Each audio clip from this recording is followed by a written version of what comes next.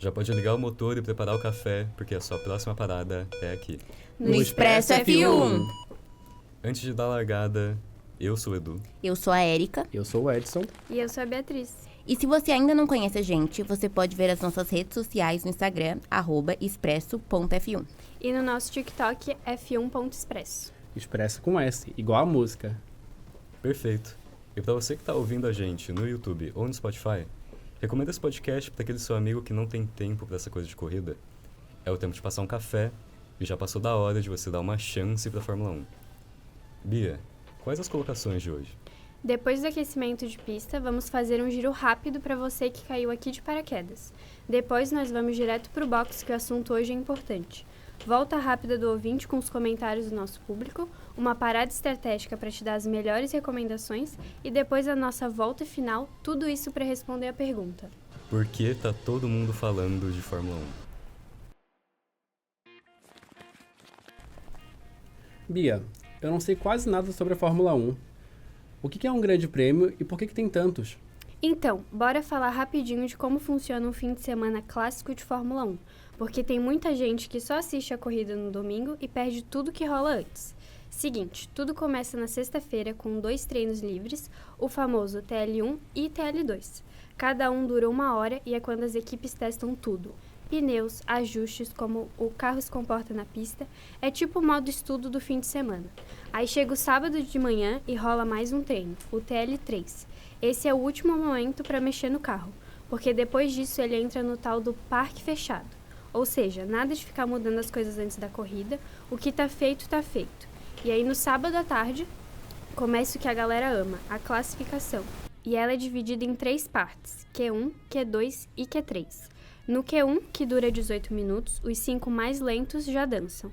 No Q2, mais 15 minutinhos e mais 5 pilotos são eliminados.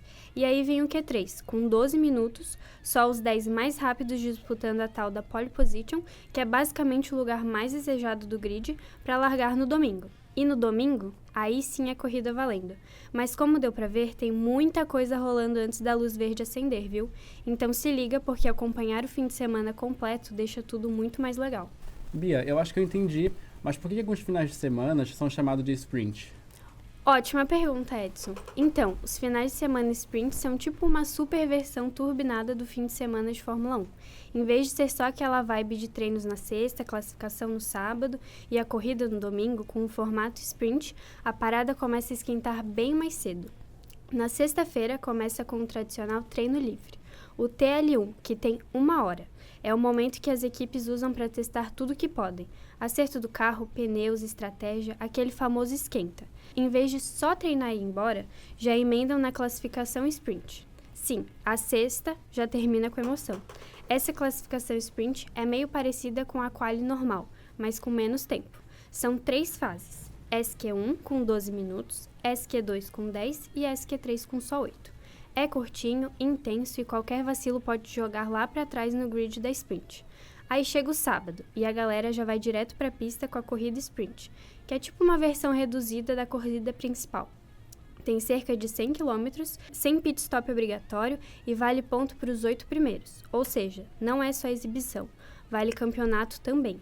E para quem achou que o sábado ia acabar aí, nada disso. Depois da sprint, ainda tem a classificação tradicional, aquela completinha que define o grid do Grande Prêmio de domingo. Então é isso, com o formato sprint, a vibe do fim de semana muda total. Sexta já tem corrida valendo, sábado é pancadaria o dia inteiro e domingo, claro, o grande finale com a corrida principal. É tipo uma maratona de Fórmula 1. Tiradas essas dúvidas do caminho, vocês ouviram esse barulho? Tá na hora de ir pro box. Na Fórmula 1, em que o foco muitas vezes parece estar apenas nas corridas e na tecnologia de ponta, um elemento fundamental tem ganhado cada vez mais destaque: o engajamento dos fãs. Com o passar dos anos, equipes e pilotos perceberam que para manter a magia do esporte, não basta apenas vencer nas pistas.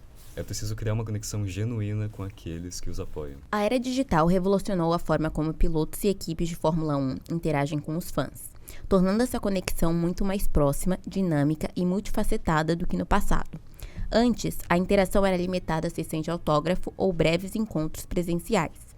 Mas hoje, as redes sociais e outras plataformas digitais transformaram essa relação. A Fórmula 1 é atualmente a modalidade esportiva que mais engaja no YouTube e TikTok, aproveitando vídeos curtos, transmissões ao vivo e conteúdos interativos para atrair uma audiência jovem e diversificada. E você, Edu, acompanha algum piloto? Olha, eu não escondo o quanto eu gosto do nosso ferrarista Charles Leclerc, né? Não interessa se ele tá falando de Ferrari, falando do Léo, eu tô sempre por lá. É porque no final, o engajamento dos fãs vai muito além de números e seguidores. É sobre construir uma comunidade apaixonada em que cada vitória na pista é acompanhada de perto por um exército de apoiadores, cujo entusiasmo alimenta o espetáculo. Por trás de cada vitória, tá um fã que vive e respira esse esporte. Nas nossas enquetes do Instagram, 73% do nosso público disse que acompanha os bastidores da Fórmula 1. E quem lidera o gosto popular com 40% dos votos é a Red Bull. Mas como isso aconteceu, Eric? Antes de 2017, a Fórmula 1 estava meio parada no tempo. Ecclestone comandou a categoria por mais de 40 anos. E apesar de ter feito um trabalho incrível para profissionalizar o esporte, no final da sua gestão, a Fórmula 1 começou a perder dinheiro. E pior, ficou meio desconectada do público, especialmente dos mais jovens. O pessoal via a F1 como um clube de velhos, algo distante e pouco atraente para as novas gerações. Aí entrou a Liberty Media, que comprou a Fórmula 1 em 2017 e deu um verdadeiro choque de modernidade. Um exemplo foi uma declaração do Ecclestone em 2014. Eu não sei porque as pessoas querem atingir a chamada geração jovem. Por que querem fazer isso? É para vender algo para eles? A maioria desses jovens não tem dinheiro. Eu não me importo com tweets, Facebook e essa bobagem toda. Eu prefiro me conectar com um cara de 70 anos, que tem muito dinheiro. Isso resultou em uma queda de 40% no número de fãs de 2008 a 2016. Além disso, a Fórmula 1 foi vista como monótona, com uma falta de diversidade de vencedores, especialmente na década de 2010. A Liberty Media mudou tudo. Apostaram pesado nas redes sociais, criaram conteúdos super legais e acessíveis, como a série Drive to Survive na Netflix. Também trouxeram uma gestão mais americana, com foco no entretenimento e na conexão com o público, especialmente nos Estados Unidos, onde a F1 sempre teve dificuldade de entrar. Quando a nova galera assumiu a Fórmula 1, a primeira coisa que fizeram foi entender a fundo o que o público queria. Nos primeiros 3 meses, tudo foi voltado para isso. Pesquisar, ouvir e entender. Esquece aquele estilo de gestão mais fechado, de o especialista sabe o que é melhor, que a Fórmula 1 tinha com o Ecclestone. O foco agora era outro. Dados. E foi aí que, depois de mergulharem no universo dos fãs, o grupo Fórmula 1 percebeu algo importante. O verdadeiro potencial estava nos jovens, que até então tinham ficado de fora de várias iniciativas. Esse pessoal estava faminto por mais conexão com a Fórmula 1. Eles queriam sentir a corrida de perto, saber tudo, acompanhar os bastidores. E tudo isso estava meio travado pelas regras super rígidas da época do Ecclestone. Com isso, a Fórmula 1 virou o jogo, focando nessa galera que queria mais, se sentindo parte da ação. Não era mais só sobre o que acontecia na pista, mas também sobre o que estava acontecendo por trás dela. E a partir daí, a história da Fórmula 1 mudou de vez. É o seguinte, você piscou e a Fórmula 1 virou modinha, mas não daquele tipo ruim, sabe? Virou aquele rolê que tá em tudo quanto é lugar. Seja no Instagram, TikTok, Twitter ou até no grupo da família com aquele seu tio mandando meme de piloto, sabe? E quem tá por trás de tudo isso? A tal da Liberty Media. Porque quando eles assumiram a Fórmula 1, eles olharam pros jovens e pensaram, esses caras não vão ligar a TV no domingo de manhã pra ver a corrida. A gente precisa invadir o feed deles, cara. E foi o que eles fizeram, né? Começaram a bombar nas redes sociais, soltaram vídeos de bastidor, entrevista nos boxes, piloto fazendo dancinha no paddock. Esse não, é mentira, mas quase isso. E o melhor, viu?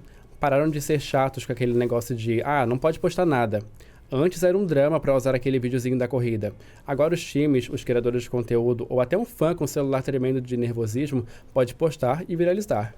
E o resultado? A Fórmula 1 virou o esporte que mais cresceu nos primeiros anos com a Liberty Media. Aí veio o F1 TV, que é tipo o streaming da Fórmula 1, porque hoje em dia, se não tiver streaming, nem existe. E nos Estados Unidos, eles deram um pulo do gato, porque eles fizeram parceria com a ESPN. A galera curtiu tanto que em 2021, o público por lá cresceu 58%. Isso mesmo, 58%. Quase aquele aumento que o seu jogo do Tigrinho prometeu e nunca entregou. E aí, claro, depois que o povo estava fisgado, veio a clássica jogada. Quer mais conteúdo? Aí só no pacote premium. Porque fã feliz é fã bom, mas fã pagando é melhor ainda, né? Mas olha, tem uma lógica por trás disso tudo. A Liberty é americana e a Fórmula 1 sempre teve dificuldades nos Estados Unidos. Porque lá já tem beisebol, basquete, futebol americano, luta livre. A Fórmula 1 parecia um ET no meio daquilo tudo. Então eles começaram a dar uma americanizada na coisa. Colocaram corrida em Austin, Miami e até em Las Vegas. Assim, aos poucos, foram entrando no coração dos americanos. E no fim das contas, a Fórmula 1 ficou ainda mais pop, mais próxima e mais divertida. E convenhamos, né? É muito mais legal ver a corrida quando você já viu o piloto comendo cereal ou, sei lá, tirando uma foto com o cachorro antes da largada. O primeiro passo foi entusiasmar um público historicamente não tão fã do produto oferecido. Para reverter esse cenário, a gestão seguiu a mesma estratégia que usou para conquistar os jovens. Maior presença nas redes sociais, mais análises e insights sobre o esporte, e a criação de produtos originais nas principais plataformas. Essa estratégia visa aumentar o entendimento e a conscientização sobre a Fórmula 1, e já podemos ver os primeiros passos dados pela Liberty Media nesse sentido. Conta aí, Edu! O último Grande Prêmio de Austin foi um grande sucesso, com 440 mil fãs presentes ao longo do fim de semana da corrida. A Liberty Media usou dados para identificar seu público-alvo e entendê-lo, a fim de direcionar sua estratégia de engajamento. Uma vez descobertas as expectativas do público em relação à marca, o grupo Fórmula 1 fez um movimento decisivo, uma parceria com a Amazon Web Service. Graças a essa parceria, um grande número de sensores foi instalado nas pistas e nos carros. Os dados obtidos não servem só para os pilotos e equipes, mas também são transformados em conteúdo exclusivo para a Fórmula 1 TV. Com esse processo de dataficação, por exemplo, está sendo elaborada uma classificação histórica dos pilotos da Fórmula 1, comparando a imensa quantidade de material audiovisual disponível para o grupo Fórmula 1. Esses dados, portanto, possibilitam direcionar toda a estratégia de rebranding da Fórmula 1, como nas redes sociais e transmissões, quanto dentro das próprias corridas.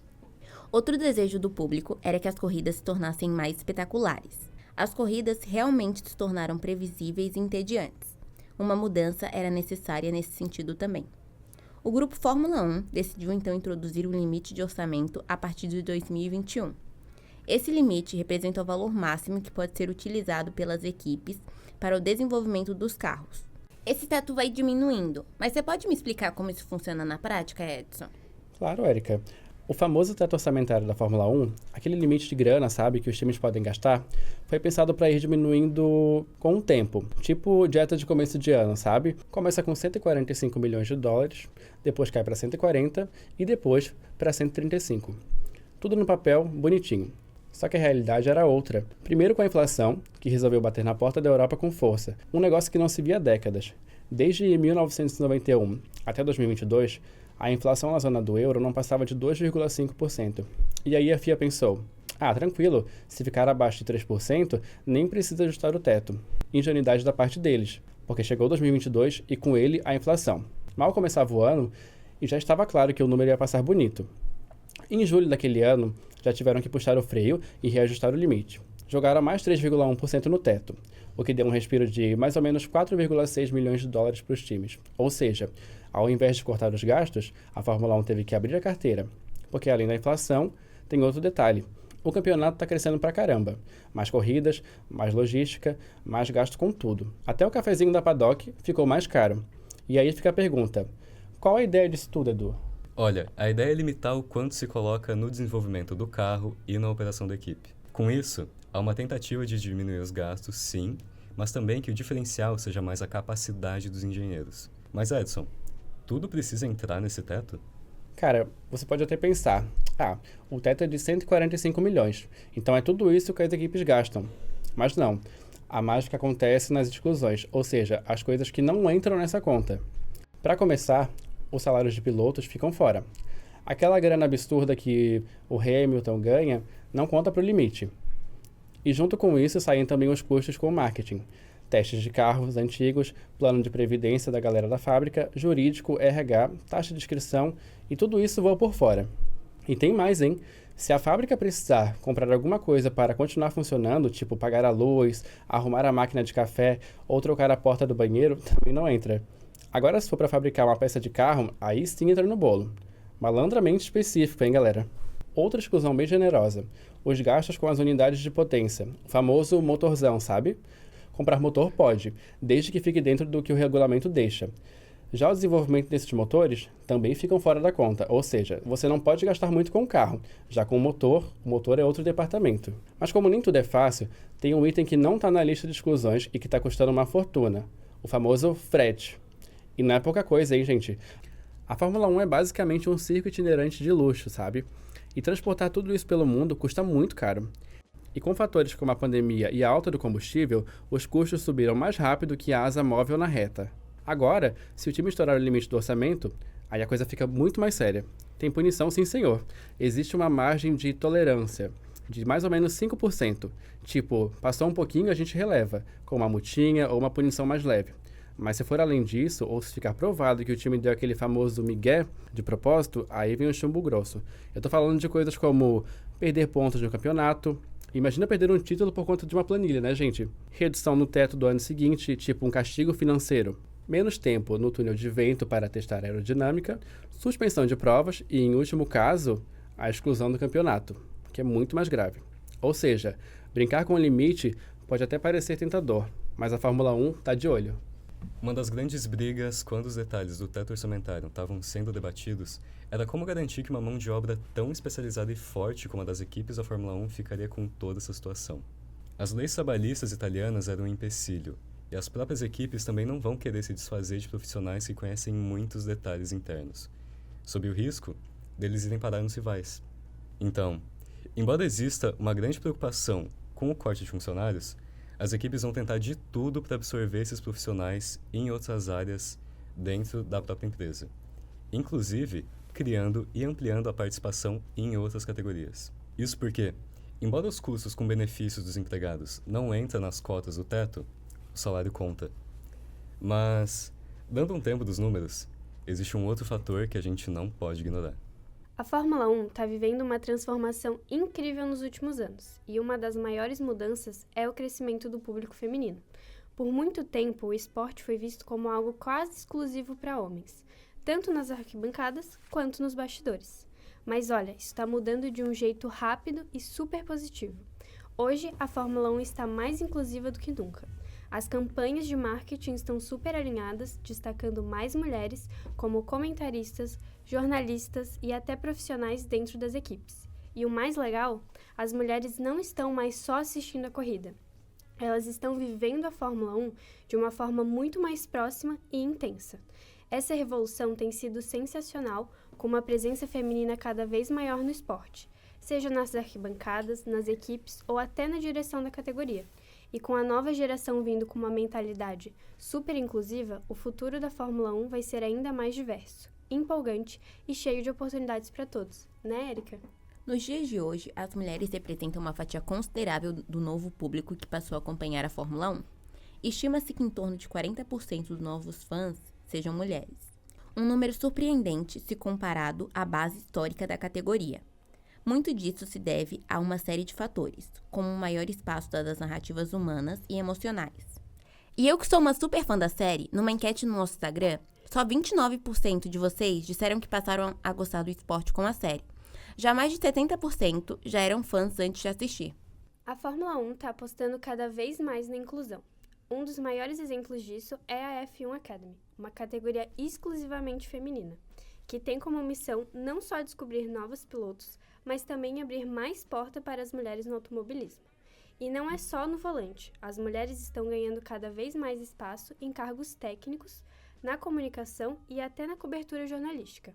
E o mais legal, as arquibancadas estão ficando mais cheias de mulheres e as redes sociais e eventos da Fórmula 1 estão se tornando bem mais diversificados e menos focados só no fã tradicional. Mas não para por aí. Outro público que vem ganhando força dentro da Fórmula 1 é o árabe. A expansão da Fórmula 1 para o Oriente Médio mudou completamente a relação da região com o campeonato. Antes, a Fórmula 1 se limitava ao GP do Bahrein, mas agora temos corridas na Arábia Saudita, Catar e Emirados Árabes Unidos, com circuitos modernos e cheios de grana. E mais do que só sediar corrida, esses países estão investindo pesado na Fórmula 1 como parte de suas estratégias para se projetar no cenário global e diversificar sua economia. O resultado?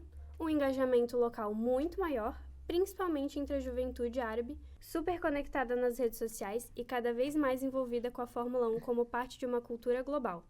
Eventos como o GP de Abu Dhabi foram além da corrida e viraram experiências de status, cultura e entretenimento.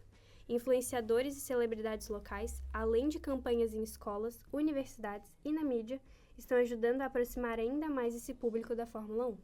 Há também uma mudança significativa no papel da mulher árabe nesse contexto. Mesmo em países com restrições sociais importantes, a presença feminina nesse evento vem crescendo.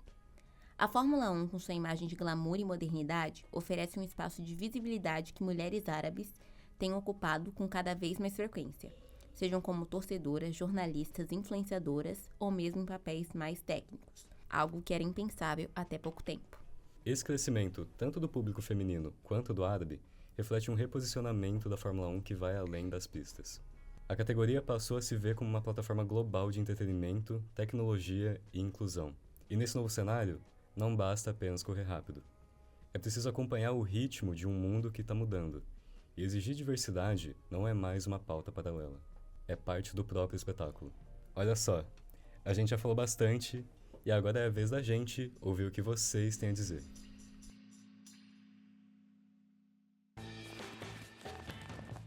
Na volta rápida do ouvinte de hoje, a gente vai ouvir o que alguns de vocês responderam no nosso questionário e agradecer a todos que fizeram parte.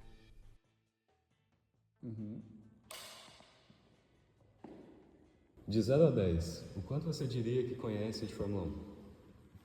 3. Se você tivesse que assistir a uma corrida de Fórmula 1, o que você gostaria de saber antes de começar? Eu acho que a primeira coisa que eu gostaria, assim, é como se fosse um mini resumo, sabe? Como a gente pede para os nossos amigos, para os nossos pais, quando a gente vê um jogo de futebol que a gente não entende, falar um pouquinho sobre por que tem 2 pilotos de cada equipe e, assim, um resuminho de como funciona, eu acho que eu gostaria. Se você pudesse conhecer um piloto da Fórmula 1, quem seria e por quê? Eu acho que seria o Lando Norris, porque ele é um pipoqueiro, né? Todo mundo já sabe a temporada que ele fez em 2024 e ele pipocou pra caralho lá. Qual que é o seu circuito favorito da Fórmula 1? Mônaco, por causa que o Ayrton Senna dominava essa pista. Qual que é a sua equipe favorita e por quê? Atualmente é a Ferrari por conta do Hamilton tá lá junto com o Leclerc. O que você acha mais difícil de entender na Fórmula 1? Sobre como funcionam os carros, a montagem e tal. Se tem carro específico para cada corrida, se eles mudam as peças e tal. Qual é o seu momento favorito na história da Fórmula 1? Foi com certeza, não que eu tenha visto, mas é por causa que eu sei da história, mas o meu momento favorito foi quando o Senna finalmente ganhou em Interlagos. Você pode conferir as entrevistas e outras interações na íntegra no nosso Instagram, @expresso.f1, expresso com S. Gente, eu tava rolando meu feed no Instagram e eu fiquei sabendo da nova colaboração da Doja Cat com o Don Toliver. Pra quem não sabe ou não conhece, a Doja Cat é uma rapper e performer americana que eu particularmente amo muito. E o Don Toliver também é rapper e esposo da Kylie Uchis. Eles lançaram a música junto, Lose My Mind, que é o primeiro single do F1 The Album, que é o álbum que vai ser responsável por trazer a trilha sonora inteira do mais novo filme da Fórmula 1. Pra ser sincero, eu não gostei muito da música, ela não me agradou de início, eu achei meio genérica, mas ouvindo mais vezes e pelo fato de eu ser fã da Doja Cat, eu gostei muito dela. Só que o que me chamou a atenção dessa música e com esse álbum foi a questão de que nesse álbum tem vários artistas que eu gosto muito presentes. Tem a Ray, tem o Ed Sheeran, fica aí uma indicação pra você que gosta de ouvir música. E você, Edu? Olha, comigo não foi muito diferente não, tá? Não faz tanto tempo que eu comecei a acompanhar a Fórmula 1, então tudo isso tem sido um mundo novo pra mim. Eu assisti o trailer pra esse novo filme do Brad Pitt, o Fórmula 1, e eu adorei a proposta. E eu não sei vocês, tá? Mas eu tô bem curioso pra ver o resultado disso. Então a minha recomendação é cega, tá? Nossa enquete do Instagram, 62% disseram estar animados, enquanto 38% não estão muito confiantes com o filme. Ouvintes do futuro, o filme é bom, não é bom? Conta aí pra gente. A minha indicação de hoje, eu não acompanhava muito Fórmula 1, então eu fui atrás de conteúdo sobre isso pra entender melhor. E eu achei um filme que se chama Rush, No Limite da Emoção, tem na Amazon Prime, pra quem quiser assistir. É aquele tipo de filme que te prende do começo ao fim, mesmo que você nem curta a Fórmula 1, como aconteceu comigo. O filme é baseado em uma história real insana, a rivalidade entre 2 pilotos lendários dos anos 70, o britânico James Hunt, todo despojado, impulsivo e playboy, e o austríaco Nick Lauda, metódico, frio e genial no volante. O filme foca principalmente na temporada de 1976, quando essa rivalidade atingiu o ápice. E não é só sobre corrida, é sobre paixão, ego, superação e o limite entre a vida e a morte. Tem adrenalina, tem drama, tem momentos de tirar o fôlego, literalmente, e tem atuações incríveis. Mas aí vocês vão ter que assistir porque eu não vou contar tudo também. Daí que eu fiquei bem empolgada numas cenas ali. Tem o Tem. o Chris Hemsworth Tom sem Cruise. roupa. Tem o Tom. Tem. Esse filme é bom, né, Erika? O Hemsworth, ele é qual? Ele é o Hunt? Ele é o Hunt. Não, tá. Ah, é. Sim. Não, ele é. esse não, Não, nesse não filme é o ele Thor. não é o Thor, ele é o Ele não é o Hunt. Thor, ele é o namorado da Katniss Everdeen. Não, tu tá... Não, o irmão é errado. o irmão dele que é o namorado da Mas Katniss tu falou qual o Everdeen. nome? Eu falei o Chris. Ah, o Chris. Ah, tá. Achei que era o Liam. Desculpa, Que gente. foi... E com quem ele Namorado foi da casado? Miley. Ele traiu a Miley, né? cara. E eles Só ficaram falo por sobre muito isso. tempo juntos. Foco. A minha recomendação é o documentário, que na minha opinião não foi a primeira vez que eu assisti, e eu sempre volto, eu adoro esse documentário, que é sobre o melhor de todos os tempos, Ayrton Senna. Meu Deus. É que eu olhei pra trás. Foi ele que entrou na porta. Senna, o brasileiro, o herói, o campeão. É um documentário incrível que conta a história do lendário Ayrton Senna de forma sensível e pessoal, com relatos da família, com muitos momentos íntimos. O momento que ele morre, nossa, gente, muito, muito sensível.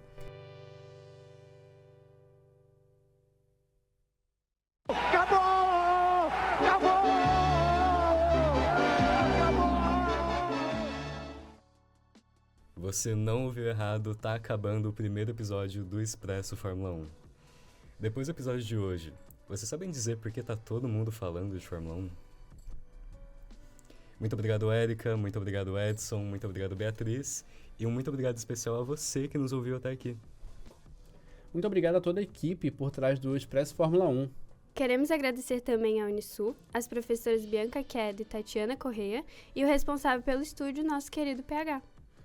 Você pode conhecer o Edu no Instagram, @vozdeveludo, com 2 Os no final. O Edson Rodrigues, no Instagram, Edson Rodrigues, com Z no final para parecer mais latino. E a Beatriz Miranda, mas no final não é um A no Miranda, é um W. @Erica_18/10. E eu espero todos vocês no próximo episódio do Expresso Fórmula 1. Tchau! Tchau! Tchau!